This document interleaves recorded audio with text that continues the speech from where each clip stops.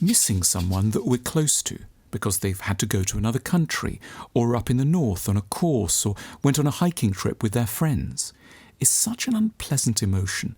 It feels peculiar to suggest that it is also, at a profound level, an extraordinary achievement and an important marker of emotional maturity. It is in no way simple for a prototypical adult to be able to miss anyone, and we're often, almost without knowing it, engaged in complex manoeuvres to ensure that we resolutely will not. Small children, for better and for worse, miss people a lot. They show us, without compunction or defences, what missing looks like in its rawest, most unbounded state. And it's not always a pretty or relaxing sight. The wails can be heard across the street. "Don't leave me," a small child will scream with heart-rending intensity as we implore them to understand that we just need to pop out to the shops and we'll be back in 10 minutes. "Why do you need to go?" they beg as they hold onto our sleeve, their face streaked with tears, and we watch our plans disintegrate in contact with their despair. Eventually, a child grows up to feel ashamed of their early hysterics. Somewhere along the line, they give in to the many lectures they receive about the need to be reasonable and let others get on with their lives.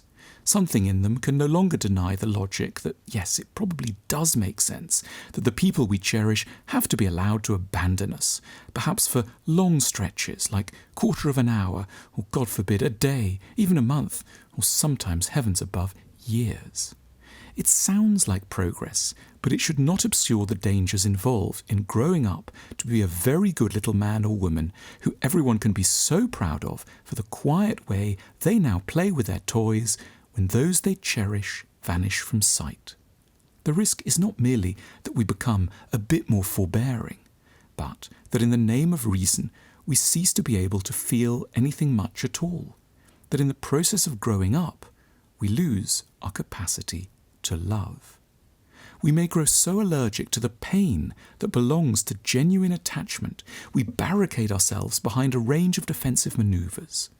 We may, for example, reconfigure who any person who leaves us can possibly be, in order that their absence might perturb us a little less. On the eve of a departure, we may abruptly realise that whatever we'd once assumed, the absconder is in reality horribly disorganised. They chew their food in a maddening way, and they never have anything too interesting to say about the latest novels or scientific discoveries. It doesn't appear that we really have any particular cause to miss them very much, for why would we lament the absence of someone who was not especially worthwhile to begin with? Or we may go through the outward rituals of absence while privately not fully registering that anyone has actually really gone. When they call us from another continent in the late hours, we may find that we've just remembered that there's a crack in the ceiling we need to get onto in the morning, or an email we have to send to a supplier at work. We may find that it's impossible to accord them much thought, given how angry we've become about a dispute with a neighbour, or how worried we are about an odd new twinge in our left knee. It is an immense achievement to be able both to care for someone and endure their absence, to feel a wound without resorting to numbness, rage, or an affair, to miss someone without reinventing what the missing person means to us.